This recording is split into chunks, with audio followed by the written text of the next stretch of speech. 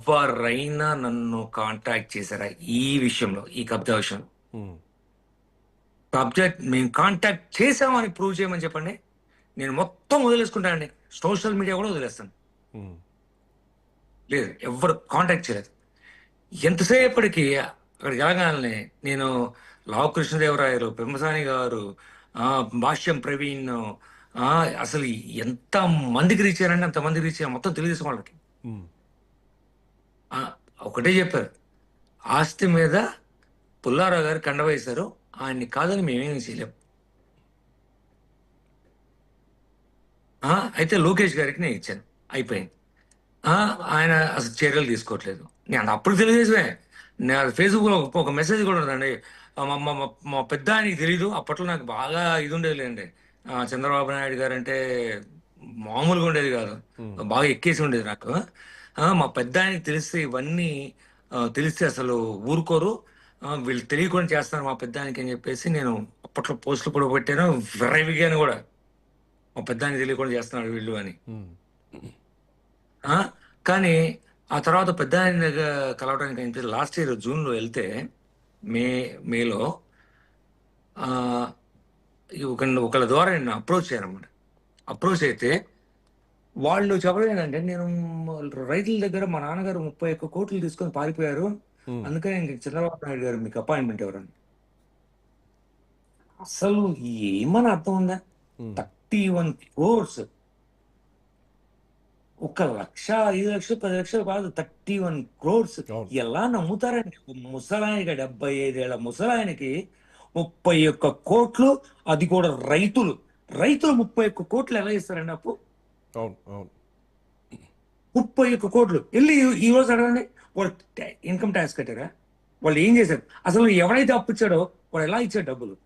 ఏంటంటే income tax తగ్గొట్టడానికి నలుగురు పేర్లు, ఉమ్, రైతుల పేర్లు వాడారు అనుకోండి. ఆ, ఉమ్, ఏది ట్యాక్స్ కట్టేపని లేదు కదా. ఉమ్. సో అలా రైతుల పేర్లు, నువ్వు నలుగురు రైతుల పేర్లు వాడారు, అందరు ఎవరు? వాళ్ళ రిలేటివ్స్. 31 కోట్లు అప్పించామని అన్ని రకాల అబద్ధాలు, ప్రచారాలు. నిరూపించమని చెప్పండి. పో, సరే, ఈ రోజుకి 2 సంవత్సరాలు అవుతుంది కదండి. నేను వాళ్ళని ఒకటే అడిగాను, ఏంటంటే మీరు మా ఫాదర్కి ఒరిజినల్గా ఎంత డబ్బులు ఇచ్చారు? నేను ఫస్ట్ నుంచి అడుగుతున్నాను, ఒరిజినల్గా ఎంత డబ్బులు ఇచ్చారు? వాళ్ళ దగ్గర సమాధానం లేదు. అయినా నన్ను కోర్టుకు వెళ్ళమంటారు, మీరెళ్ళచ్చు కదా కోర్టుకి. మా నాన్నకి డబ్బులు ఇచ్చుంటే ఉమ్. మీరెందుకు వెళ్తలేదు కోర్టుకి? నేను ఇంకా డబ్బులు ఇస్తాను, నేను కోర్టులో కేసేసాను. సో అది జరుగుతుంది. తర్వాత లోకేష్ గారి అపాయింట్మెంట్కి 22 లక్షలు ఇచ్చాను కదా. ఉమ్. సో నేను ఇట్లా సోషల్ మీడియాలో గొడవ చేయడం చూసి అతను ఎవరో ఒక అతను శ్రీనివాస్ గోరంట్ల అనే అతను నన్ను కాల్ చేశాను. ఆయన పేరైతే శ్రీనివాస్ గోరంట్ల అని చెప్తాడు, కానీ అసలు పేరు శ్రీనివాస్ గోరంట్ల కాదంట. ఆహా. ఆ, ఆ, సమ్ శ్రీనివాస్ ఎరగల. ఉమ్. తర్వాత తెలిసింది అది ఏది అంత డబ్బులు అయిపోయిన తర్వాత. సో ఆయన కాల్ చేసి, ఆ, ఆ, వీళ్ళు ఎవరైతే నా కాంప్లెక్స్ కబ్జా చేశారో వాళ్ళ ఆయన అపాయింట్ చేశారు. యాక్చువల్లీ ఉమ్. అతనికి ఈ డాక్యుమెంట్లని ఫోటోలు పంపిస్తా, ఆయన ద్వారా నాకు పంపిస్తా. ఆ, ఉమ్. నాకు ఒక నమ్మకం కలిగించారు. ఓహో, వీళ్ళు నమ్ముతున్నారు అంటే ఆ, నేను కూడా నమ్మాలి. అందులో ఏంది, ఆ, ఇంకా లోకేష్ గారు పాలన చూడన్నారు. ఈ సత్యమేవ జయతే అని ఒక లోగో ఉంటుందండి ఆయనది, ఆయన ఫోన్లో. ఉమ్. ఆ, ఇంకా లోకేష్ గారు ఆ, నమ్మాల్సి వచ్చింది అనమాట. మా టీం ఉంది, మేము నలుగురు ఉన్నాము, 5 ఉన్నాము, ఆ, మా వాళ్ళకి 1 లక్ష రూపాయలు, ఒక్కసారి 22 లక్షలు ఇవ్వలేదండి. అదేలేండి. ఆ, ఉమ్. లక్ష, లక్ష, లక్ష, 2 లక్షలు అలా ఇచ్చుకుంటూ వెళ్ళారు. ఉమ్. ఉమ్. ఉం? మొత్తం 22 లక్షలు ఇచ్చాను. ఆ, నాకైతే ఎప్పుడు లోకేష్ గారిని కల్పించలేదు. ఆ, వీళ్ళేమో మందిని ఆధార ఏది, ఆ, ఏవో డాక్యుమెంట్స్ మా దగ్గర తిరగరాసిన నోట్లు ఉన్నాయి, అది ఇది అని పెట్టారు వాళ్ళకి, అదని ఉమ్. పంపించాడు.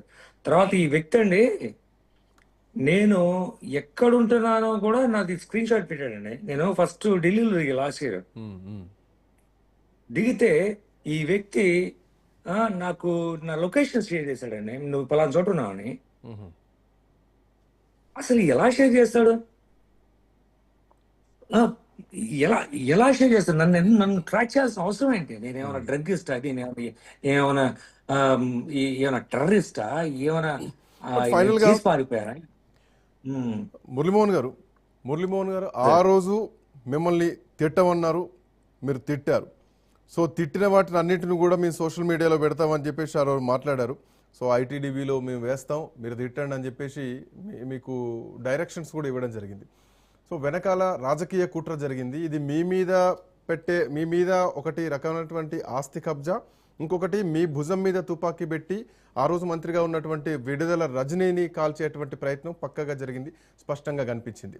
అఫ్కోర్స్ అంటే మీ పాత్ర కూడా కొంత ఉంది ఇందులో, ఒప్పుకోవాల్సిన విషయం.